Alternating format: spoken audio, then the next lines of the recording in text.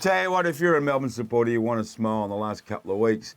We've seen a couple of events to make you smile. I think Max Gawn named captain. I think everyone nods their head like Kingy's doing right now. And the other one was March 1. That's not March 1. That's March 1 of the pre-season. Christian Petrarca has the penny dropped. Now, everyone can say, what happened last year? Everyone can put their hand up. When you've got a guy like with the talent that Petrarca has on half-forward flank, and perhaps he can lift his volume and lift his game. He's one of the reasons why they had a poor year last year, but he was so damn exciting to watch. He was great. And I think it just sends a message to the group that this is the standard, This is who we are, this is who we want to be. And it just shows a complete reversal of the start of last year.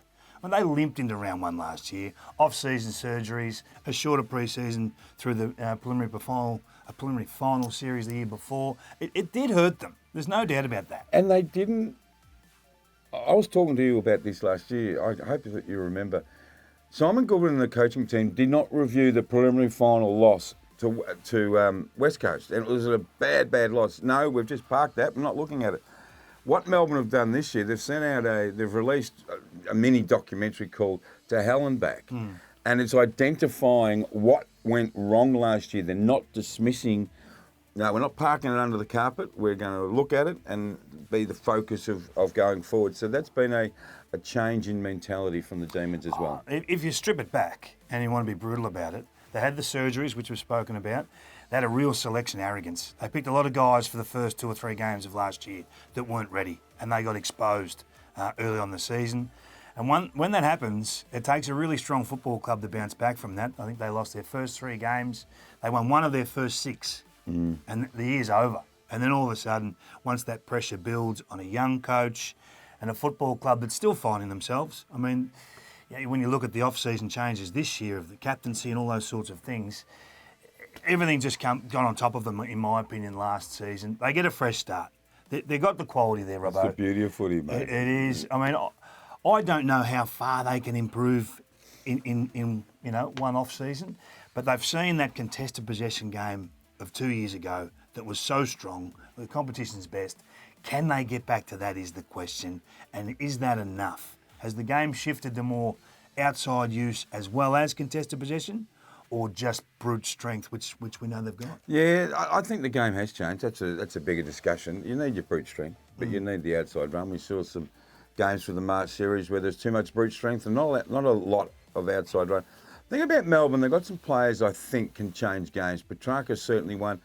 I'm really looking forward to watching Bailey Fritz play this year. I think he's got a real specialness about it. Yeah, I really like him forward to centre kind of player. Jack Viney lost the captaincy, but Jack will be fine. This is his first pre-season for many years, Jack, and he was going like this as a young fella. He plateaued. So Jack's got to get 20 to 22 games. And Tom McDonald, we could go through every player on the Melbourne list from last year, and probably aside from Max Gawn and Clayton Oliver say, not good enough, not good enough, not good enough, not good enough. The onus is on that group and those individuals to respond. I don't think they're ready to jump back into the 8. I might be wrong, but from what I look at the list, I think it's not bad, but I don't think it's great. There is a significant upside with that forward 50. I mean, I don't know where Petrarca's going to end up, whether he ends up spending 50-50 shared midfield forward time or goes back to 70-30. So they got Fritz. They're going to play Tom McDonald forward. They're going to play Wiedemann forward, and Melksham. Mitch Brown. Are they going to go the 3 tools forward? That's another trend of the game that we'll be watching. Is a big discussion for them. Jackson, I think he'll play early in the season, if not round 1. Spend a bit of time forward, maybe rotate with Max, get some opportunity. Max is a quality full forward. Max Gawn can catch the ball. He can't kick it, but he can catch it. And the captain's working on it, and he might just be the answer for them. Just very quickly on Max, what did you think of the choice of him as captain? I reckon it's a great choice. I think sometimes to have a captain that's had some stamps along the way. I thought you were going to say had some darts in the car park. Well, that's all part of it, isn't it? Yeah. I mean, you want your captain to understand the other side of things. That you can go to him and say, look, I've made a mistake. This is what I've done. Okay, look, I've done this in the past. Boom, boom, boom. Let's sit down and talk about it. Put your hand up, work your way through it. you know, sometimes harder from absolute role models is not the answer as captain. And I think sometimes those guys have more empathy. I think Max is going to be great for the communication of, you know, the standards of the footy club, having been on both sides of the coin. And you can have a laugh with him. That's the best part. I read just last night on Twitter actually that someone compared him to the appointment of Bob Murphy at the Dogs, and I just read it. I just nodded my head and I said, yeah, I can see a little bit of that. Just relax it up a bit.